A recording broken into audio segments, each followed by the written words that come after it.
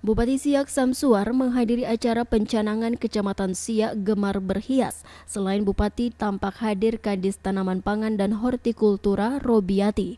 Pencanangan Kecamatan Siak Gemar Berhias dilakukan oleh Camat Siak Wan Saiful Effendi. Menurut Wan Saiful Effendi, gerakan masyarakat berhias yang artinya bersih, hijau, indah dan asri ini dilatar belakangi oleh banyaknya keinginan masyarakat yang ingin bercocok tanam di Kecamatan Siak. Pada kesempatan ini kami ingin menyampaikan sedikit kepada Bapak dan hadirin sekalian, ini mengenai gerakan masyarakat berhias, Pak. Jadi memang ini dilatar belakangi oleh banyaknya keinginan masyarakat Kecamatan Siak. Yang beberapa waktu lalu ini sebenarnya tahun 2015, Pak. Tahun 2015 ini masyarakat banyak datang, ingin membentuk kelompok, ingin bercocok tanam, kemudian melaporkan kepada kami. Peran pemerintah daerah Kabupaten Siak senantiasa mendukung terhadap program-program kecamatan, terutama yang berkaitan dengan hortikultura. Bupati juga menghimbau kepada masyarakat agar memanfaatkan lahan-lahan yang kosong untuk diolah menjadi hal-hal yang berguna dan bisa mendatangkan uang, mengingat perekonomian Indonesia sedang mengalami penurunan. Tentunya saya bergembira sekali adanya hajat masyarakat kita iri dengan petani di kecamatan lain. Nah, ini semangat iri ini penting, iri dalam hal kebaikan. Kalau iri dalam hal yang tidak baik, itu tidak baik, dosa. Tapi kalau ini berkaitan dengan kebaikan, kenapa tidak? Ya, kalau saya ingat masa saya nasib camat dulu, memang ini daerah pertanian, ya kan? Berapa banyak dulu, luas dulu Langkai itu tanaman padi dulu. Bahkan ladang saya pun masih ada situ. Ya, itu pun sekarang bisa Bapak manfaatkan. Pak Camat, kemarin ada Pak Camat kasih tahu pada Ibu, Bu, ada tanah Ibu yang sekarang tak dimanfaatkan, boleh tidak kami manfaatkan tanam ini? Apa kata Ibu? Silakan aja Pak Camat.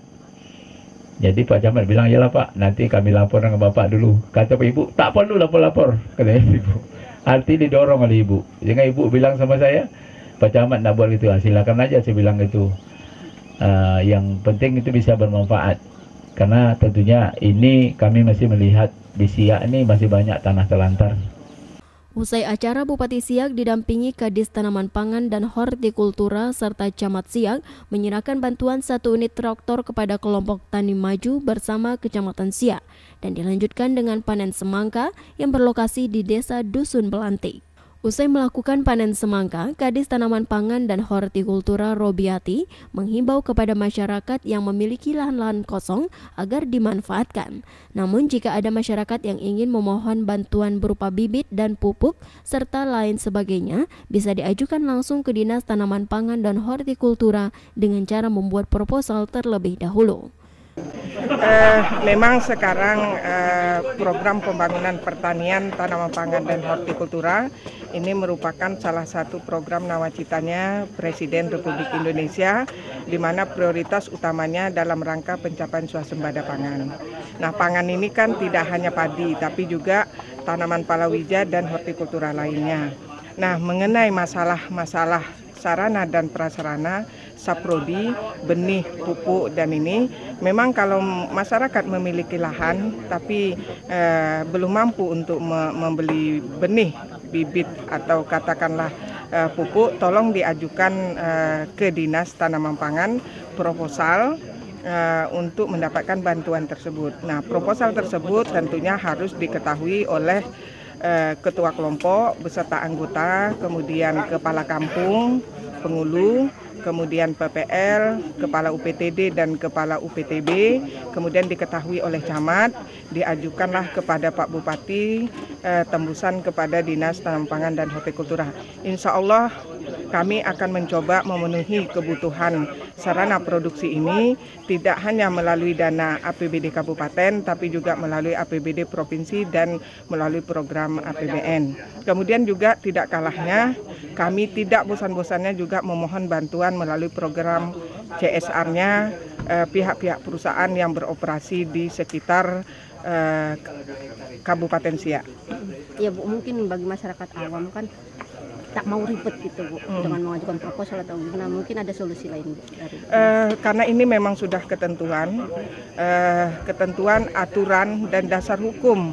Setiap bantuan hibah dalam bentuk barang itu harus menggunakan proposal yang harus diajukan. Nah, kalau misalnya masyarakat, katakanlah petani tidak bisa, belum bisa membuatkan proposal, tentunya dalam pembuatan didampingi oleh teman-teman kita penyuluh. Jadi teman-teman penyuluh lah yang akan membuatkan proposal bersama dengan kelompok sesuai dengan kebutuhan atau komoditi apa yang ingin dikembangkannya. luas tanah pengaruh juga enggak? Luas tanah bisa kalau untuk tanaman hortikultura itu paling tidak 1,5 sampai 2 hektar. Tapi kecuali untuk tanaman padi itu harus dalam suatu kawasan. Tim Liputan Sia Televisi melaporkan.